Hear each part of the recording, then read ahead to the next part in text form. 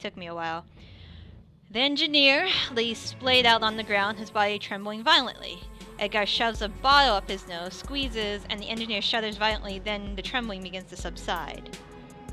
She glances at you. An aerosol BZD to help treat the seizures.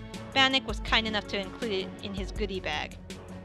It won't last long, but it should give Yuli here enough muscular control to answer a few questions. Fuck you, troll. See? He's talking already. The engineer's eyes burn with hate. Beads of sweat dot his brow. He struggles to control the tremors that rack his body. He takes a deep breath, holds it, and releases it slowly. The trembling begins to subside. Ready to chat? I know the troll, bitch. We have a history, but you are a stranger to me. Are you sure that you have the stomach for the stranger? Not many do. I have the stomach for all sorts of things that you can't even imagine, Yuli. The Shadowrunner thinks she can frighten me. How adorable. Oh, Yuli, you should be frightened. She slaps him across the face, splitting his lip down the middle. The impact sounds like a gunshot. You're in serious trouble, my friend. Edgar leans in towards the engineer. He recoils, grinding the back of his head against the grease-stained Duraplast tiles. You're helpless, a fucking cripple. And if you answer our questions, things will go easier for you. So tell us, whose payroll are you on? She grabs a fistful of the orc's hair and lifts his head. Her face is inches from his. Tell us who sent you the Shitan nest. There's a long pause and eventually the engineer looks away. Alright, you want to know so badly? I'll tell you. Tamoria sent me. They want to use Shitan nest as a base of operations in Berlin. My point of contact is a ghoul named Beetle. There, you got your intel. Now set me free or kill me. Yuli, you wouldn't roll over an employer this easy. Your rep tells me that much. No? No, Edgar's right. You're jerking us around. You wanted a name? I gave you a name. What more I can give you than those? I can give you 100 clients who'd love a piece of Shitan nest. How do you intend to determine who's really sent me? Yeah, I got a couple ideas. You can try beating the truth out of me. You can try cutting on me. Get creative with pliers if you'd like. Every time you hurt me, I'll give you a different name. Torture me or don't. It'll all end the same. I'll be dead. You'll know nothing for certain. My clients will move on schedule. Corporate, maybe it doesn't have to end that. Maybe you'll get out of here alive. You think I'm delusional, woman? I'm already dead. The she-troll beside you is gonna put a bullet in my brain as soon as she gets what she wants. Just look at her. Take a long look at that ugly troll face. She's aching to put me into the ground. You've got bigger issues to worry than my face. If you start telling me what I want to hear in the next 30 seconds, things are gonna get messy. Say nothing. You know, Iger, I'd like to tell you a story. We share so much history, you and I. She says nothing, but her eyes narrow. This is a funny story. It's a story about your time in the KSK. A story about virility. I can tell you all the many lives you've touched, and how the Syndicate touched them again afterward. Would you like that? Edgar turns to face you. Kemet, do me a favor. Sweep the building for intel. Anything that might miss getting away.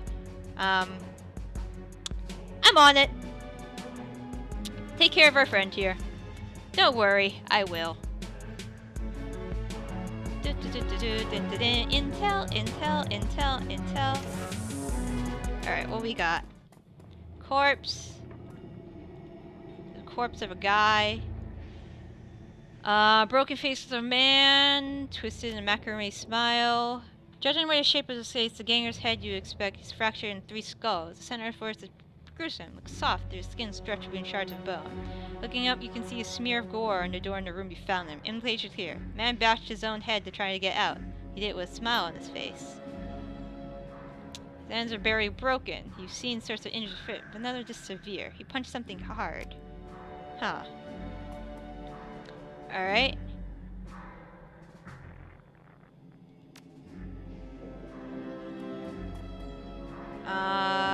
Barrows. Him the store, jostle, empty. Okay, corporate drone. This I could probably do. Looks melted. Cargo is empty. Alright.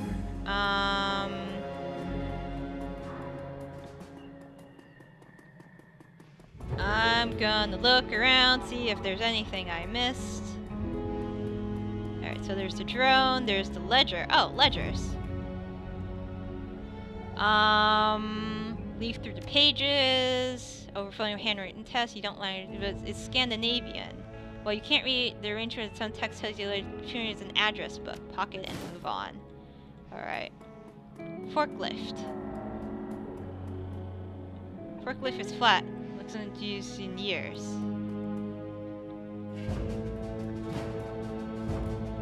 Okay. I think they're using something chemical. That chemical stuff they were talking about. Can I save while I'm here? No, of course not. Can I talk to him while I'm here? You approach, smeared with blood, seems steaming from the nose. Find anything? Thought you weren't gonna resort to torture. This isn't torture, it's justice. If you knew half of what the bastard has done, if you'd heard the things he just told me, you'd do the same. Fair enough. Just don't get carried away, we need him. Tell me what you found. I found this ledger. I don't recognize the language, but it looks Scandinavian. Norwegian, maybe. I'm thinking it's written in Bokmal. I can't read it. A lot of addresses in there. Looks like addresses all the way through. Some annotated. Find interesting? Wednesday. Not particularly helpful. What do you make of this? This should be good. It might be nothing, or it might be he's back in bed with the Lokbakshi syndicate. Is that it, Yuli? Taking orders from your old bosses again? Maybe, who's to say? What's happening on Wednesday, Yuli? This Wednesday? I'll be putting your mother to work on the street corner, and when she's all worn out, I'll give your father a shot at the job. You can do better than that. Go die in the ditch. I found the body in the other room. From the looks of him, he looked like he tried to use his own head to beat down a steel and force the door. Interesting. Not unusual in these parts. There are all kinds of drugs that could make a person act that way. Most of them aren't hard to get in a place like Shadowrun. Oh, keep searching. Don't beat him up too badly. Alright, so the corpse. There must be something else I'm missing. Alright, so there's the corpse over there. I don't have medical, unfortunately. Can't I reactivate the drone or something? Courier drone. Cheap Terran thing, cradled, unpowered green light. Pop the lid on the cargo container. Rig in the drone. Patching the drone's OS via remote control. The rig is simple enough. You run into a hitch. Whoever set this thing has his own number of unanswered attempt to push through the safeguard. You slip past the safeguards. You open the lid. Take the chip.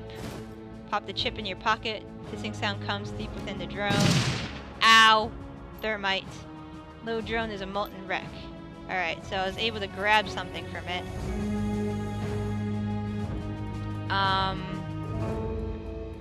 Alright, I found this chip. There's a pair of courier drones in the room. No markings, they look custom built. One of them had a slag, but the other had a chip in the storage compartment. First he turns his head and rock passes by. Interesting. This means something to you, Yuli? No identifying markings. I've seen enough BTLs in my time to know one when I see it. But this is different. It's been modified somehow. Go ahead and slot it, bitch. It'll take you a ride for your life. Smack him, Womi, will you? Your fist connects with the ruined meat of the engineer's nose. He coughs and chokes on his own and then spits a wad on your chest. You don't know what you're holding, slag. You don't deserve to touch that chip. I think you're right. I think you're right, Edgar. Our friend here is an addict. Fuck you. This thing, I know our friend's rep, and I'm telling you, he's much too fearful to get himself addicted to Sims. If anything, have him pick up this battle, then he must have more to be. That's a frightening thought. You're telling me. Last thing we know is more Sim junkies on the streets. You got anything to add, Yuli? You have no idea how wrong you are about all this. If I could move my arms, I'd take that chip from you and show you what it does. I'm sure you would. Good find, K-Bit. We struck a nerve. Any other thoughts? Actually, I think I might know where that other chip went. Remember the body I found in the other room? Yeah, good thought. Go check in and be quick. I don't know how long it'll be before we have company here. I'm on it. Alright, so let's go check the body. It's like an investigation thing here. Alright, search for the missing chip. Matted hair. Doesn't take you much for it to open. Take the burnt out chip and leave. So, does it make you commit suicide or something?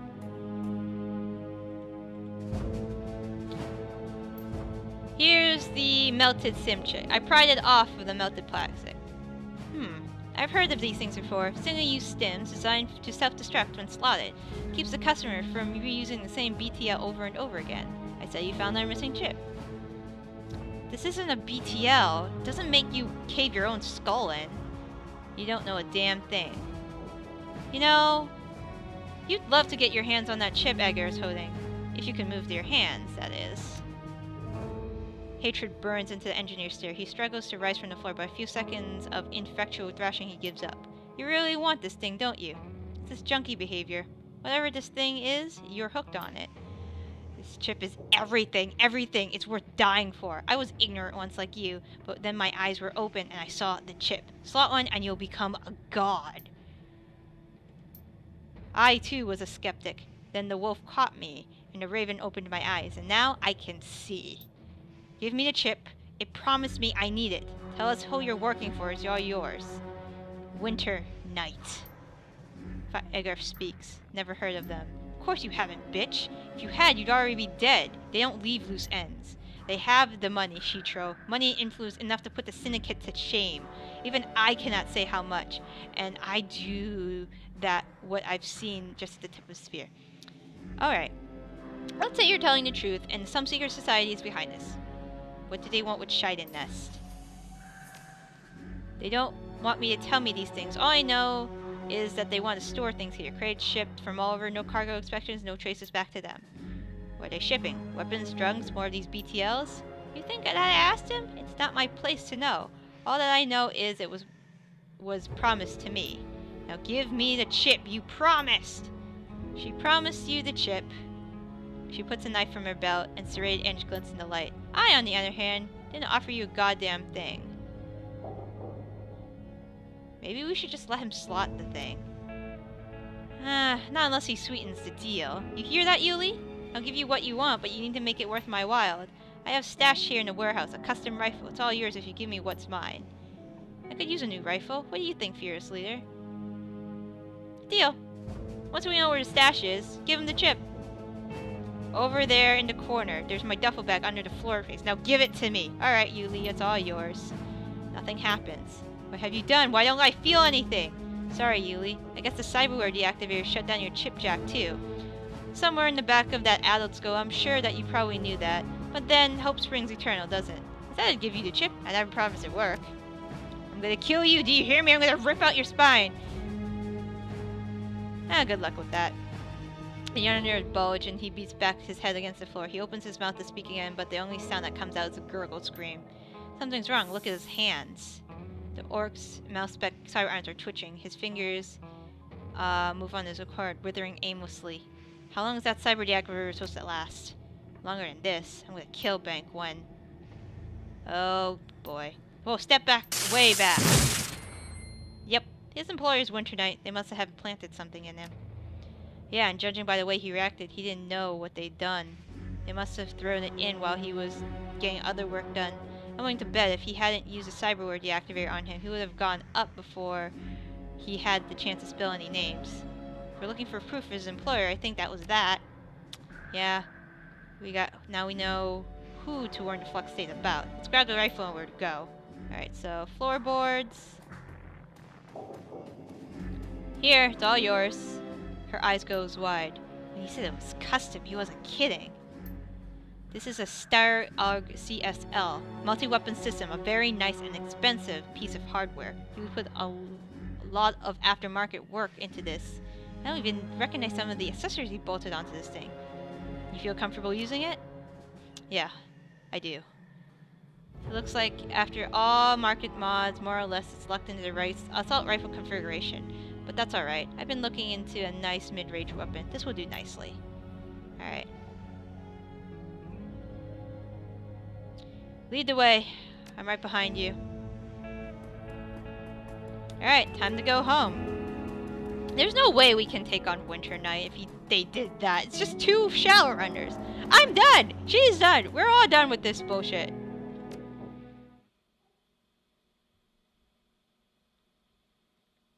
All done with this bullshit. You band whisked you back to the Kaisbeiser. Edgar standing by your side. The image of the engineer's body disintegrating in flames replays itself over and over in your mind. The bright flash, the shower sparks, and the overpowering stench of sizzling meat. A blue-green after-image hangs suspended in the center of your field of vision, and refused to be blinked away. After what Iger told you, the engineer was a menace, an international criminal at the top of his game, and as you watched, he was consumed from within by a device that marked him as disposable. The rattle of your U-Bahn car comes to a halt, shakes you from your reverie. It's your home. Okay. That's the thing. I guess. What the fuck? Alright, 2 garment chains. Woo! We still have to go to the international office. Back to the import shop. Blitz! How you doing? Anything new? Any thoughts about the last line you'd like to share? Nope. Alright, see ya. Alright, I'm gonna talk to Iger to finish up that thing. Gloria's probably not gonna want to talk to me. Night Rich, what's up? I need updates? Nope. Nope. Okay. Iger! Hey, are we friends now? We're friends, right? I helped you. I help you! We should talk about what happened to the engineer. I'm ready to go over it if you are. So the engineer was working for a secret society. I wasn't expecting that. Neither was I. A part of me is still having trouble believing it, but it's true. Yuli wasn't lying. I could see it in his eyes. Have you been able to dig up anything on Winter Night? No. There just isn't reliable information out there. Whoever these guys are, they're very good at information control. None of my contacts could find anything but rumor and conjecture. And most of it is too crazy to even consider. How crazy are we talking about here? Complete insane. Stories about magical nukes and the end of the world, Fenris shamans, Ragnarok, that kind of thing. Like I said, nuts. There's a lot of crazy things going on in this world. That doesn't mean they're not real crazy. Yeah, there is, and no, it doesn't. But this is just too far for me to accept.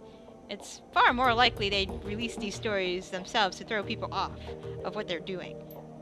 Anyway, we stopped in Code and Shine Nest. Whatever business it is, whatever it was going to be in those crates that the engineer was having shipped there, isn't our problem anymore.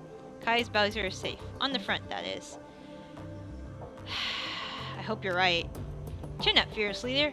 We did good back there. Besides, we have a dragon to worry about. When I left the rooms to search for crews, the engineer told you something that pushed you over the edge. That son of a bitch said a lot of things. What is it?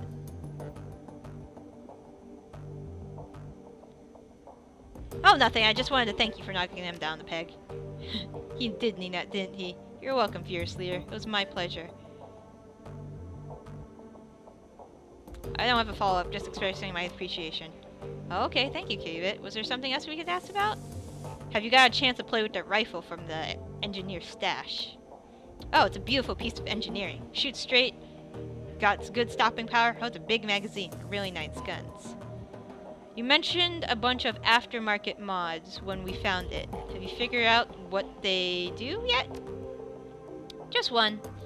It can tag a chambered round with an RF transmitter. After the round hits the target, the transmitter pings on its designated channel, broadcasting the target's exact location to anyone listening in.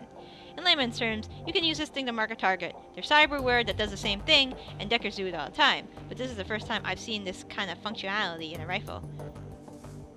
Not bad at all. Agreed. I've been reluctant to cart an AR along with me up until now. It isn't, in my opinion, the added mid-range stopping power didn't justify the trouble of carrying another big bulky weapon onto the field. By being a walking arsenal, it's fine and good, but it's also noisy and cumbersome. And those are two things that every sniper tries to avoid. This thing, though, it adds utility that I think it will be worth the extra weight. I'll find a way to make it work. Thanks. Thank you, Fearless Leader, both the chat and for the assist on the run. Is there anything you wanted to talk about? Any last thoughts on the last run? Nope. Hi, Glory! How are things? You know, I'm happy. Actually, for the first time in a long time. I have you to thank for that. Any thoughts on the last run? Nope. Are you ready to tow me to Chrome? Be patient. You needed time? I'm not sure. Alright, you needed time and I gave you time. Are you ready to talk about the fireplace yet? Yeah. I'm not gonna lie, I haven't been looking forward to this, but yeah, it's time. But look, I'm about to tell you something about me that you may change your opinion of me. It's entirely possible that you're gonna hate me based on what's coming up next. I've accepted that, and if that happens, I sincerely believe that I deserve it. So tell me, are you sure you want to keep pushing? This is important. After everything we've been through, I think we both know that. Whatever you have to tell me, I'm ready to listen. Thank you, Kitty Bat, for being a friend. So, we left off last time. I had just moved from the streets into the fireplace. Marta and I were happy for a little while, and Harrow embraced me like a long-lost daughter. I should probably take a moment to talk about Harrow. He's going to be an important figure in this story. I don't know what his age was, but he was old enough to be paternal, but young enough to hang with the kids, or something like a peer level. Best guess, I say he was in his mid-20s. He was handsome and well-built, with a neatly trimmed beard and thick brown hair. But there was something else about him, something uncanny. Harrow had this charisma, this raw, magnetic attraction that just made people latch on to him. I saw it over and over. All it took was a few words and a pat on the shoulder, and Harrow would have a new convert. The other kids at the farm followed him around like lost puppies. As much as I loved Martha, and as much as I thought she loved me, we forgot one another when Harrow was around. All we wanted was to be close to him, to be part of his inner circle, and soon enough we were. For a girl of 17, it was terribly exciting. Harrow had all these rules of living that he would teach us, rules about self-determination and the importance of disobedience. He claimed that he taught classes at the University of Berlin, which he painted as a mix between an earthly paradise and an anarchist playground. He told us that fireplace would be a focal point of the new movement for the children of the fatherland. He told us that we were special. We ate it up, of course. We were just kids. For those in the inner sanctum, Harrow would share even more. He had the power, the likes of which I have never seen. Not even my father drunken fist or his own childless experience, but genuine, incredible power. He said it came from the Horn God, an ancient deity he venerated. He knew about my latent abilities right away, and he offered to teach me. Naturally, I accepted. I've heard of the Horn God. His followers have a poor reputation, especially among women. Any bad reputation that might have gained is well deserved. But there was more to it than that, you'll see. Hang with me, kitty bit. Rough waters ahead.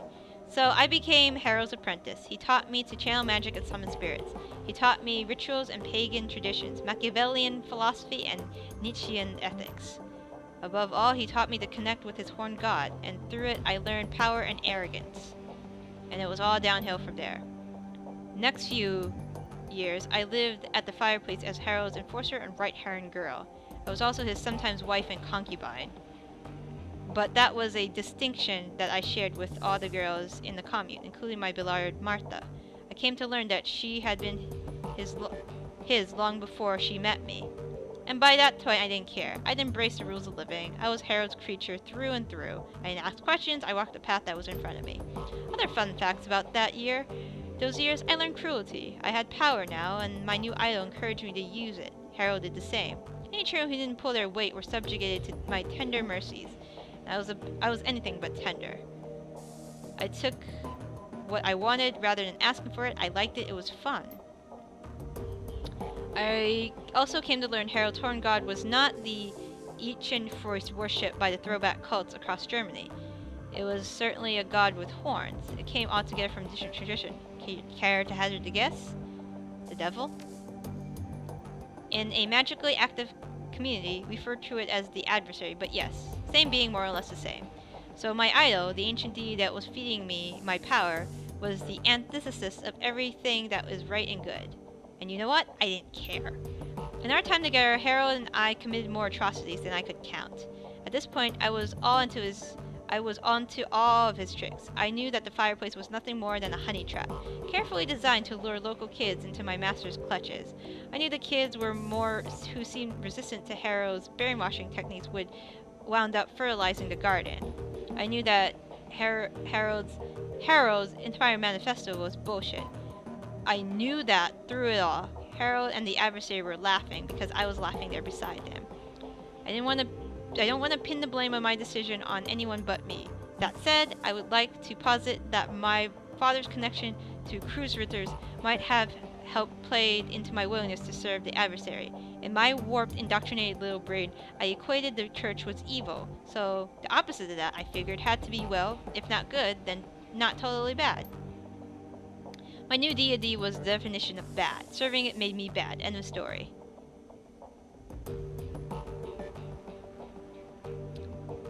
I disagree with you, Gloria. I don't think any of this was your fault. Harold was the one who... I can't excuse the choices you made, but I can understand why you made them. That's pretty big of you, Kitty Big. I generally mean that. But one day, Harold invited me to a field trip to Stuttgart. Over the years I was at the fireplace, the commune had easily doubled in size. It was thriving, all thanks to the effort of Martha and the girls like her. Harold would send girls out to the neighborhood cities to lure street kids that nobody would miss. He targeted children because they were easy to indoctrinate, and because nothing made the adversary happier than the corruption of the innocent. As we drove out to pick up new recruits, I was already planning ahead. It was a foregone conclusion that I would pay my father a visit. The irony of a group of Kreuzritzers getting immolated by a genuine service of the actual devil tickled me to no end. So when Harold stopped to fill out on diesel, I hopped out of the van and headed on foot to my parents' place. Harold wasn't overly concerned about my absence. I had long since reached a point where I could reassert my anonymity, and he knew I would be back. I woke at my folks' post sometime around noon. I could hear the adversary whispering in my ear, telling me what to do. I'd long since learned to listen to its voice. It always rewarded me with extra power when I did its bidding. It told me to knock, so I did. As the door opened, I could feel a torrent of flames welling up in the astral flame around me. It told me to channel them into the door, into my father, so I did. But of course, the person who opened the door wasn't my father. It was my mother. So, as I watched her flesh blacken and melt, as I heard her scream, I broke into hysterics. I heard the adversary laugh. At that moment, I realized it was laughing at me. I'm so sorry, Gloria. Thanks. We're almost at the end now. Thanks for sticking with me. It was like a lever that's been pulled, all at once. The bubble popped. I wasn't powerful servant of the adversary. I wasn't Harold's #1 girl. I was a ridiculous little fool who'd willingly tied her soul to the worst thing in existence. Realizing all of this was one thing. Actually, fixing it was something else entirely. So I knew I had to get away from Harold. That was the first thing to do. I bit my lip, and I did the best to ignore the happy babble of new recruits on the trip back to Fireplace, and I managed to get through the ride without screaming. Once we were back at the commune, I broke into Harold's safe, stole all the commune's resources, and ran. I don't know when Harold realized that what I'd done, or whether he cared. All I know that it was nobody came after me. I kept running until I got to Berlin. Getting past the wall was fairly simple. You know how easy it is to obtain falsified papers. The biggest obstacle that I faced was my flight. Flight was the adversary. I could run from Harold, but how do you run from something that's tied to your own soul? I have a feeling that I know. The haunted look in Gloria's eyes is heartbreaking. She gives you another curt, grim nod. I walked into the office of the first street jock I could find, pointed to all the biggest, bulkiest pieces of cyberware he had on display, and told him to put them in me. He tried to upsell me on better merchandise, arguing that I was asking for old and inefficient, better suited to be installed in a museum than a body. He told me that I'd be shredding my essence, and once it's gone, I'd never get it back. I stuck to my guns. After all, the shredding my essence was the whole point. Gloria looked up, her eyes sunken and hollow, the aura of loss about her palpable. She looks like a woman who's been hit through hell. That's all, kitty bit. You've heard the tale. You know why I am the way I am. You know the things I've done. How much I have to atone for. If you still want my company, fine. If I've lost your friendship, I understand that too. For now, I need to be alone. That went into a direction I wasn't expecting.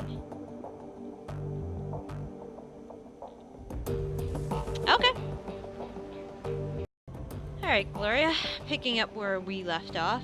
We left at a bad place last time. I've been thinking about your story and I have a question for you. You got out of the fireplace, but Harrow's cult is still up and running, right? Still full of kids who are being brainwashed and rushed?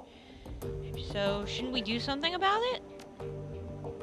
She holds her silence for a long time. Finally, she nods. Yes, I've been thinking about this a long time, kitty bit. And every time I've gotten close to making a decision, I've turned and run away. No more running. I'm ready to face this thing. But I can't do it alone. I'm gonna need your help. You know what? I'm glad we're on the same page. Alright, if we're gonna do this, we need to be clear on what our goal is. There are a lot of innocent people in that place. A lot of street kids who got sucked in by Marta and the other girls like her. Saving them won't be easy, but it feels like the right thing to do. But there's also Harrow to consider. I want the man dead. Lord knows he deserves it. And if we don't make killing him our top priority, he might get away from us. So if this happens, if he runs, he'll eventually start up another cult somewhere where we can't find him. All of this will have been for nothing. We're likely to run into another complication as well, so I think we need to make a decision up front. What would you do in my place? Rescue your kids, or take Harrow down? I don't think we can manage both. If any of those kids can end up a good person, I think we should save the kids. I hate giving Harrow the chance to escape, but you're right. Saving the kids is what's important. This feels like a path to redemption. This feels right. Glad to hear it. We're in agreement. When you're ready to go, meet me at the van. It's a long drive from here to Butch. Alright, I'll get my things. Oh. Thanks, Kitty Bit. For everything. Alright. So, we'll do that later.